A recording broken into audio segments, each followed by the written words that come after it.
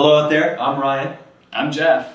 Welcome to the first iteration of our Stirring Up the Lees blind tasting. And for those who don't know, blind tasting means I'm going to pour Ryan a wine. He has no clue what it is. And frankly, I'm ready to embarrass him. It's got nothing really to do with our vision abilities. Obviously, I don't wear glasses. I should. I do have a prescription. He's also colorblind. Incredibly.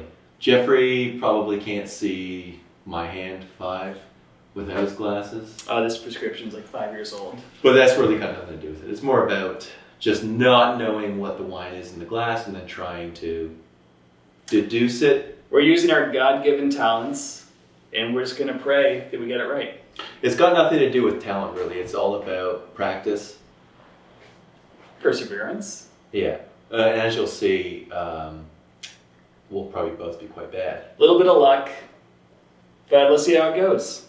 It's a big world out there of wine, so trying to narrow it down to a single producer, difficult. The good news is we've drank a lot. So let's dive into wine number 1. Okay, we've got our first wine here for you. Pressure's on. Heat is on. Heat is on. Right off the bat, I'm kind of led to the old world. Okay, what's taking you there? I find too often in New World winemaking, there's a fear of greenness. Mm-hmm. And I'm getting, maybe not necessarily green, but like a savory character to this wine. Right. It's not all like ripe jams, opulent fruits all up in your face. There's a savory edge to it. There's a leafiness. There's a meatiness to it almost, which places me in the old world, generally right off the bat. That's not to say it couldn't be a New World producer looking to emulate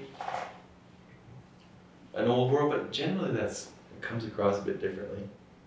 If I was pressed, I would put it in the old world. I'd say we're probably in Bordeaux. Okay, and what takes you there?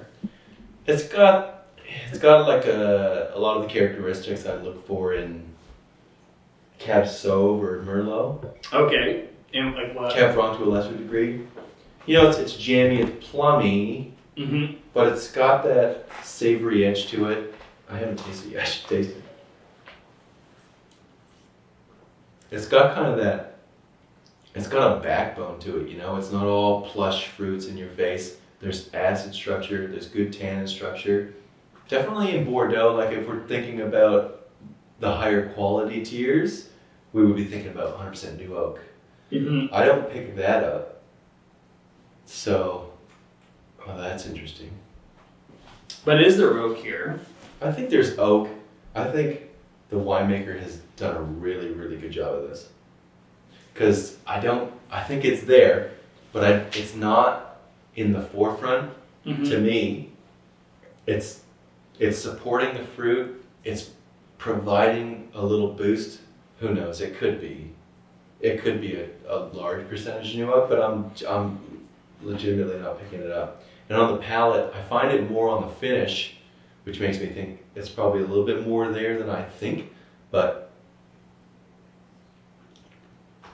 to be honest, I think the winemaker's done a really good job of this. Balancing the new oak, picking it at the right time, leaving a bit of that savory edge, leaving a bit of that greenness. Not that it's coming across as green. It's not coming across as like a green pepper. Like not underripe. Not underripe. It's providing complexity. If anything, it's like pushing the fruit that is there instead of it just being like, black fruit all day. Just like red fruit, verging on black fruit with a little bit of leafiness. Right. And that's complexity in my minds, or to my palate. I think it's really well made.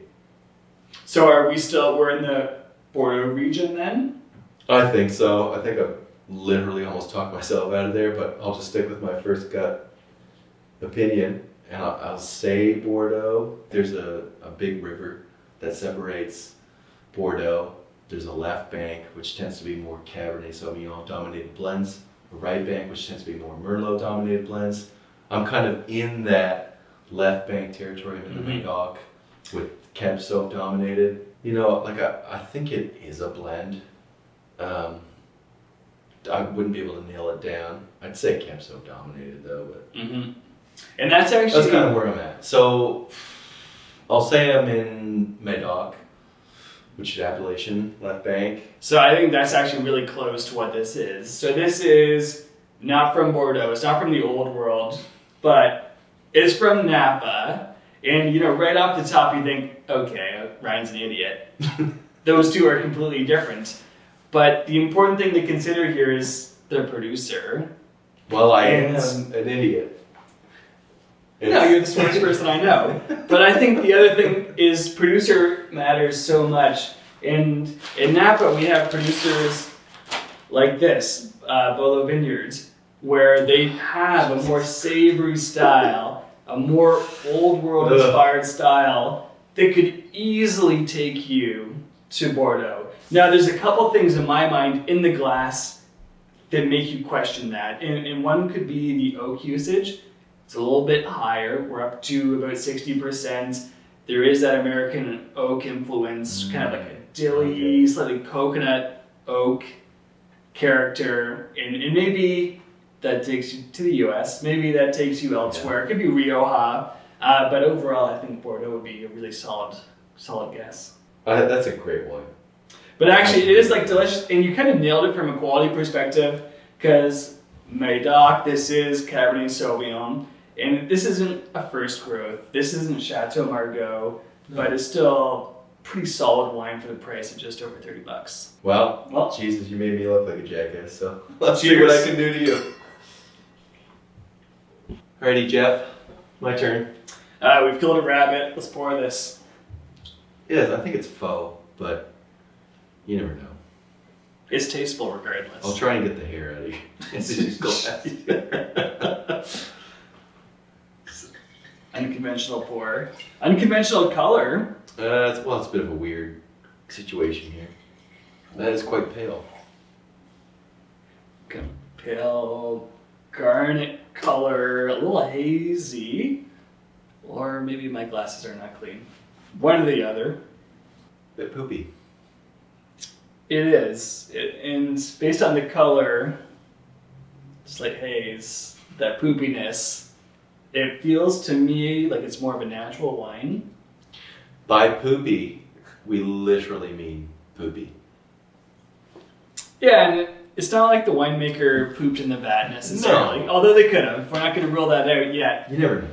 And so how else would we get to that reductive character then? Negligence.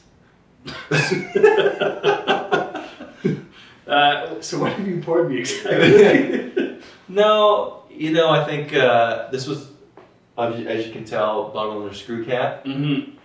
So if you are slightly reductive going into bottling and you're not cognizant of that, and then you bottle under screw cap, you can really intensify those flavors. Right. Could be as simple as that. Now it's blowing off a bit. Yeah, it just needs a bit of air. Right now I'm getting kind of mainly tart red fruit, a little bit of kind of like savory, sappy notes, almost like a stemmy notes. Interesting, you say? It's difficult to put me in a climate or even a region right now because it's so style driven.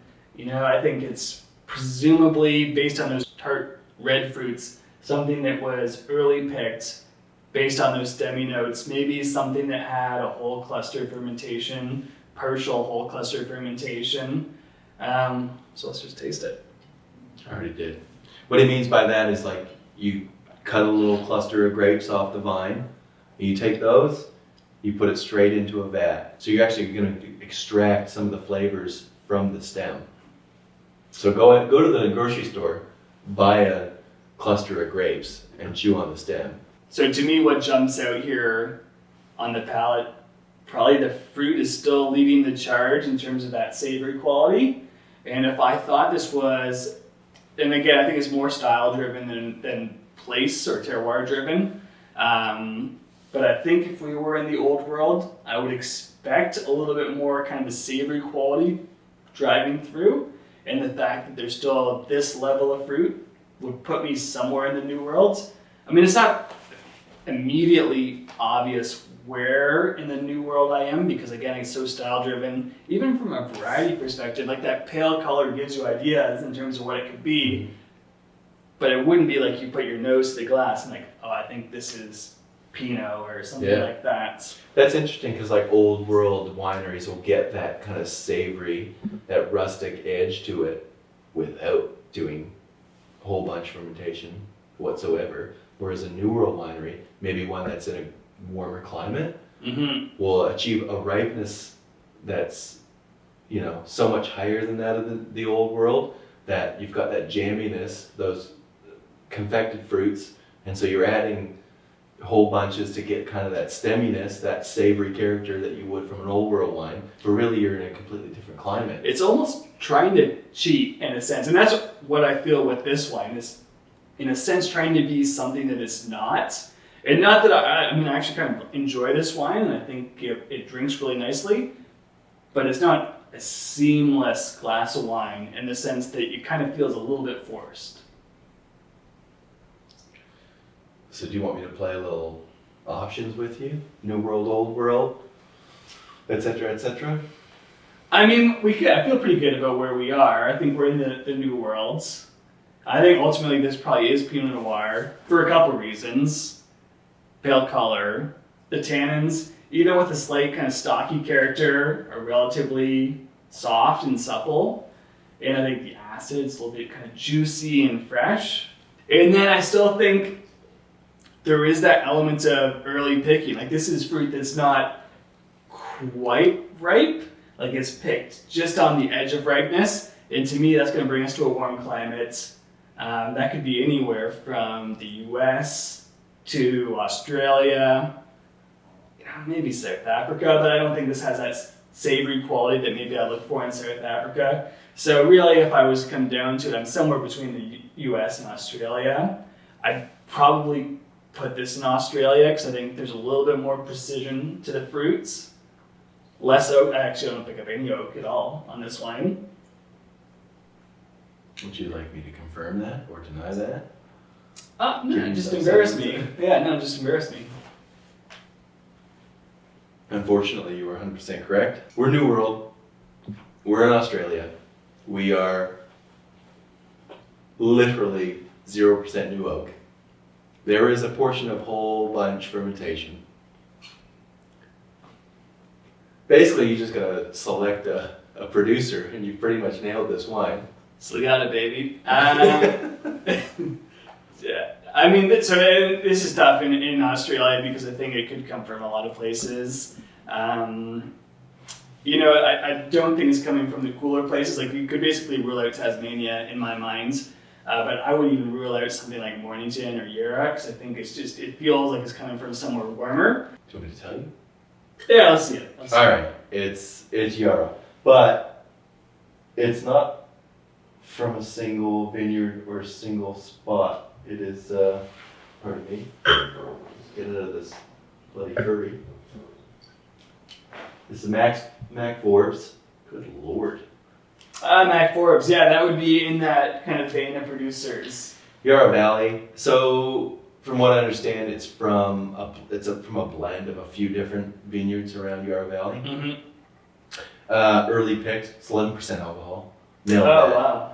It's in neutral oak for 11 months, I want to say, and there's 20% whole bunch fermentation. So you pretty much knocked it out of the park. To be fair, an easier style of wine, in part because the color really limits what this could be, so let's be honest a little bit. But actually, a delicious wine and great choice, so thank you. And cheers. Your education paid for itself. The thing with blind tasting is easy to lie to yourself, to each other, to the viewers, but this actually was legitimately blind, and well, maybe I would have loved to say, oh, this is Napa Valley Cabernet Sauvignon from 2015. From an old world inspired producer. I mean, everyone wants to look smart, but that's Alas, that's not the case. not what blind tasting's about. I got it wrong. And maybe I'll get it right one day, but certainly not today. Anyways, yeah. If you have a wine that you want us to blind taste, Yeah. throw it in the comments. Like, subscribe, hit that bell, notify of all our blind tastings. And we'll embarrass ourselves soon. Cheers. Cheers.